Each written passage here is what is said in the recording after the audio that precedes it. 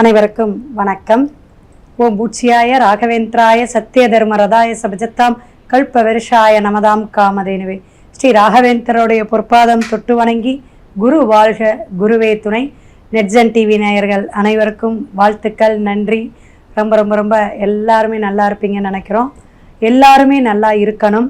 மிக சிறப்பான ஒரு அமைப்பில் குரு பகவான் இப்போ கடகராசிக்கு பெயரக்கூடிய குரு பெயர்ச்சி அப்படிங்கிறது சிறப்பான விஷயங்க.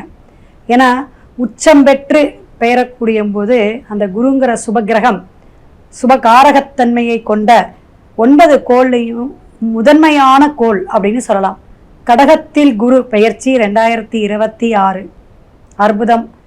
ஏன்னா பார்த்தீங்கன்னா 26ஆம் தேதி 25 ஈவினிங், அதாவது 26 நம்ம கணக்கு எடுத்துக்கலாம். இந்த 26/5/2027 ஒரு பயிற்சி வருது. அதுக்கப்புறம் பார்த்தீங்கன்னா வாக்கியம் பஞ்சாங்கப்படி இந்த பயிற்சி, திருக்கணிதம்படி அப்படி பார்த்தீங்கன்னா வைகாசி மாதம் பிறக்கக்கூடிய அந்த 12ஆம் தேதி 2/6/2026 குரு பயிற்சி மிக சிறப்பாக பெயரக்கூடிய அமைப்பு அப்படின்னு சொல்லலாம். ஏன்னா இந்த 26ஆம் தேதி வாக்கிய பஞ்சாங்கப்படி பகல் 12 மணிக்கெல்லாம் பெயரக்கூடிய அமைப்பு புனர்பூஷம் 3ஆம் பாதத்துக்கு வருது. அப்படிங்கும் பொழுது அந்த காலகட்டத்தில் இருந்தே உங்களுக்கு பல விஷயங்கள் மாற்றங்கள், பல விஷயங்கள் புதுமையான விஷயங்கள், சுபகாரியங்கள் எல்லாமே ஆரம்பிச்சிரும் அப்படிங்கிறத தெரிஞ்சுக்கணும். இதில் பார்த்தீங்கன்னா நடுவில் வக்ரம் பெற்று அக்டோபர் மாதம் பார்த்தீங்கன்னா வக்ரம் பெற்று சிம்மத்துக்கு ஒரு சில மாதங்கள் இருந்துட்டு அதுக்கப்புறம் ரிவர்ஸில் கடகத்துக்கு வரார். இது ஒரு அமைப்பு உண்டுங்க. அப்போ அக்டோபர் கடைசியில் 31ஆம் தேதி பெயரக்கூடிய அந்த சிம்மத்துக்கு பெயரக்கூடிய அமைப்புலையும் ஒவ்வொரு ராசிக்காரர்களுக்கும் என்ன அப்படின்னு பார்த்தீங்கன்னா, இப்போ சிம்மத்தில் பெயரக்கூடிய விஷயத்துக்கு குரு வளையம் அப்படின்னு சொல்லுவோம். அப்போ இந்த மாதிரி விஷயம் கடகம் அப்படிங்கிறது சந்திரனுடைய அம்மா அப்படிங்கிற ஆதிக்கம், சூரியன் அப்படிங்கக்கூடிய ஆதிக்கத்தில் அதிபதியில் சிம்மம் இருக்குது. இது முதன்மையான பிளேஸ்ன்னு சொல்லலாம். ஏன்னா 12 கட்டத்திலையுமே உங்களுக்கு எல்லா ராசிக்காரர்களுக்கும் எல்லா நட்சத்திரக்காரங்களுக்கும் மிக சிறப்பான ஒரு அற்புதமான காலங்களோ ஒரு மாற்றங்களோ மாறி மாறி இந்த இப்போ சொல்கிறோம்ல இந்த 4 மாதம் ஒரு தடக்கையும் அப்புறம் ஒரு 6 மாதம் இது மாதிரி ஒரு 3 விதமான பிரிவுகளாக இந்த குரு பயிற்சி 1 இயர்ங்கிறது ஒரு குரு பயிற்சிங்க. அப்போ இந்த ஒரு வருஷத்துக்கான அமைப்பு மாறி மாறி ஒரு பலாபலனை கொடுக்கும் அப்படிங்கிறத நீங்கள் நல்ல கவனத்தில் உள் வாங்கிக்கணும்.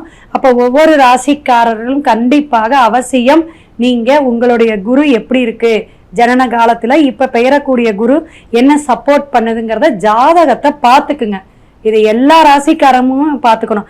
இவங்களுக்கு தான் நல்லது இருக்குது, அவங்களுக்கு நல்லா இல்லை அப்படிங்கிறது நான் சொல்லிட்டேன். இப்போ அதிசாரமாக மாறக்கூடிய அமைப்புகளாக ஒரு ரிவர்ஸில் வரும்பொழுது வேறு பிரச்சனைகளை கொடுக்கும். இப்போ பார்த்தீங்கன்னா 5ஆம் பார்வையாக விருச்சிகத்தை பார்க்கக்கூடிய அமைப்பு, 7ஆம் பார்வையாக பார்க்கக்கூடியது அப்படின்னு சொல்லப்போனால் மகரத்தை பார்க்குறாரு. ஏன்னா 5, 7, 9 தான் மிக சிறந்த பார்வைகள். இதில் 9ஆம் பார்வை அப்படின்னு சொல்லும் பொழுது மீனத்தை பார்க்கக்கூடிய அமைப்பாக நம்ம சொல்கிறோம். இப்போ இந்த மாதிரி குரு பெயர்ச்சி மிக சிறப்பாக பல பிரச்சனைகளை, ராகு கேது சனி பகவான் பிரச்சனைகளை கொடுத்தாலும் குரு நல்ல சப்போர்ட் பண்ணக்கூடிய அமைப்பில் மாறக்கூடிய விஷயங்கள் எல்லாத்துக்கும் ஒரு மாற்றத்தையும் முன்னேற்றத்தையும் தரணும்னு வாழ்த்தி, மேச முதல் மீனம் வரை ஒவ்வொரு ராசிக்காரர்களுக்கும் என்ன பலாபலன் பரிகாரம் அப்படிங்கிறத வீடியோக்குள்ளே போங்க. ஸ்கிப் பண்ணாமல் பாருங்கள். நிறைய பேத்துக்கு ஷேர் பண்ணுங்கள். உங்களுடைய உறவுகள் நட்பு உள்ளங்கள் எல்லாத்துக்குமே ஷேர் பண்ணுங்கள். இப்போ மலேசியா, ஹைதராபாடு, USA, UK எல்லாத்துலேயும் நமக்கு கால்ஸ் வருது. எல்லாருக்குமே நம்ம நல்ல பலனை கொடுக்கணும். ஆன்மீக சிந்தனையோடு எல்லாருமே நல்லா இருக்கணும். எல்லாத்துடைய கஷ்டமும் தீரதுக்கு நம்மளால் முடிஞ்ச வழியை நம்ம சொல்லிகிட்டு இருக்கோம். அதனால் கண்டிப்பாக எல்லாருக்கும் நல்வழி காட்டக்கூடிய அமைப்பில் இந்த ஒவ்வொரு ராசிக்காரர்களுக்கும் பலாபலன் சொல்லியிருக்கோம். சிம்ம ராசிங்க. சிம்மராசியை பார்த்தீங்கன்னா ரொம்ப கஷ்டத்தில் இருக்கும். அஷ்டமத்தி சனி அப்படிங்கிறதெல்லாம் இருந்தாலும் தைரியம், தன்னம்பிக்கை உங்ககிட்டயே குணத்திலேயே உங்கள் ரத்தத்திலேயே ஊறுனதுங்க. அப்பேற்பட்டவங்க உங்களுக்கு 12ஆம் இடத்துல குரு பகவான் இன்னும் ஏதாவது வச்சு செய்வாரா அப்படின்னா, அக்டோபர் மாதம் பார்த்தீங்கன்னா உங்களுக்கு 31ஆம் தேதி உங்களுடைய இடத்துக்கே வராரு. வக்கரகதியாக உட்காரக்கூடிய ஜென்மமாக இருப்பார். 12ஆம் இடமாக இருப்பார். அப்போ இந்த ஒரு வருஷம் உங்களுக்கு 12ல் இருக்கக்கூடிய குரு அப்படிங்கும்போது விரய குருவாக வந்தாலும் உங்களுக்கு ஒரு 80% மேலே நல்லா இருக்கும் சிம்மத்துக்கு அப்படிங்கிறத நீங்கள் தெரிஞ்சுக்கணும். 5ஆம் இடத்துக்கும் 8ஆம் இடத்துக்கும் உரித்தானவர் குரு பகவான் அப்படிங்கிறதை நீங்கள் தெரிஞ்சுக்குங்க. அப்போ உங்களுடைய 5ஆம் பார்வையாக 4ஆம் இடத்தை பார்க்குறார்.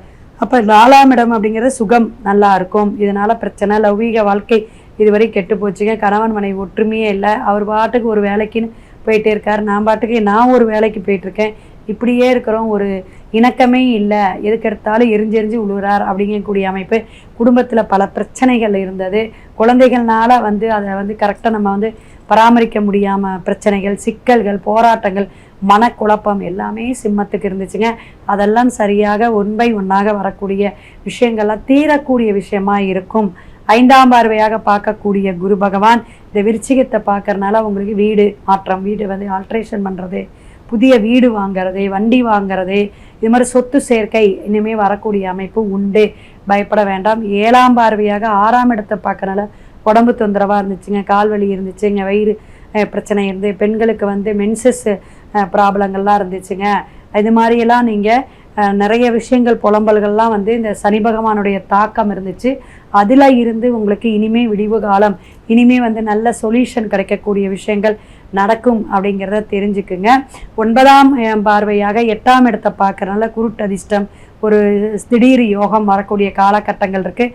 அது உங்களுடைய ஜனன ஜாதகத்தை அவசியம் பார்த்துக்கணும் சிம்ம ராசிக்காரங்க. ஏன்னா பல பிரச்சனைகளை சந்திச்சுக்கிட்டு இருந்தாலும் இப்போ ஒரு திருமணத்துக்கு எடுத்துக்கிறோம், சுபகாரியம் நடத்துகிறோம், சுப செலவு பண்ணணுங்க. இந்த விரைச்சனையில் நம்ம செய்யலாமா, அல்லது அஷ்டமதி சனியில் செய்யலாமா, அல்லது விரைய குரு வரக்கூடிய அமைப்பில் செய்யலாமா, இதெல்லாம் நீங்கள் ஜாதகத்தை 1 கிளான்ஸ் பார்க்காம எடுத்துட்டு அதுக்கப்புறம் 50 லட்சம் போச்சு, 1 கோடி போச்சு அப்படிங்கிறது, திருமணத்துக்கு இத்தனை செலவு பண்ணாங்க 3 மாதத்தில் வந்துருச்சு, ஏங்க 3 நாளெல்லாம் பிள்ளைங்க வேண்டான்ட்டு ஓடியாருதுங்க.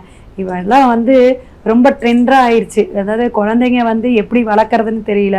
குழந்தைங்கள ஆளாக்குனதுக்கப்புறம் டீனேஜில் அதுங்க இப்படிலாம் தடமாறி போகுது.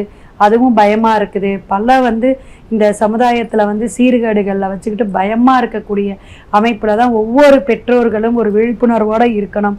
இதுக்குன்னே தனி ஆலோசனை நடத்தணும் போல தெரியும். அந்த அளவுக்குலாம் சமுதாயத்தில் பல விஷயங்கள், சிக்கல்கள், போராட்டங்கள் எல்லாருக்குமே எல்லாம் தெரியுங்கிற மாதிரி ஓப்பனாக இன்றைக்கி செல்ஃபோன் ஆகட்டும், டிவி ஆகட்டும், மீடியா நமக்கு கையில் இந்தான்னு கொடுத்துட்டு போயிடுது. எல்லார் வீட்லையும் என்ன நடக்குது, நாட்டில் என்ன நடக்குதுங்கிறத உடனுக்குடனே தெரியக்கூடிய சுட சுட செய்தியாக நமக்கு வந்துட்டுருக்கிற ஒரு எப்படிங்க என்னமான்னு சொல்கிறதுக்கே இல்லை, அது மாதிரி போயிட்டுருக்கு.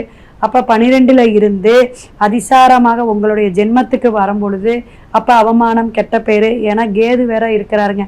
அதுக்கப்புறம் 12ஆம் இடத்துக்கு வேற டிசம்பரில் மாறுவார். என்னதான் இருந்தாலும் சிம்மராசி கவனமாக இருக்கணும். ஆன்மீகத்தை நோக்கி போகணும். பாத யாத்திரை போகலாம். ஆன்மீக பயணம் செய்யக்கூடியவங்களுக்கெல்லாம் தானம் தர்மம் செய்யலாம். யானைக்கு பார்த்தீங்கன்னாலும், பசுவுக்கு பார்த்தீங்கன்னாலும் உங்களால் முடிஞ்ச உணவு வாங்கி கொடுக்கறது, கீரை வாங்கி கொடுக்கறது, இதெல்லாம் வாழைப்பழம் வாங்கி கொடுக்கறது, இதெல்லாம் செய்யுங்க. எந்த அளவுக்கு நீங்கள் சிம்மராசிக்காரங்கள் தானம் தர்மம் பண்ணுறீங்களோ அந்தளவுக்கு பூர்வ புண்ணியமும் குலதெய்வத்துடைய அனுகிரகமும் கிடைக்கும். மேற்கொண்டு உங்கள் ஜாதகத்தை பார்த்துக்கிறது ரொம்ப நல்லது. சிவாய நம. திருச்சிற்றம்பலம்.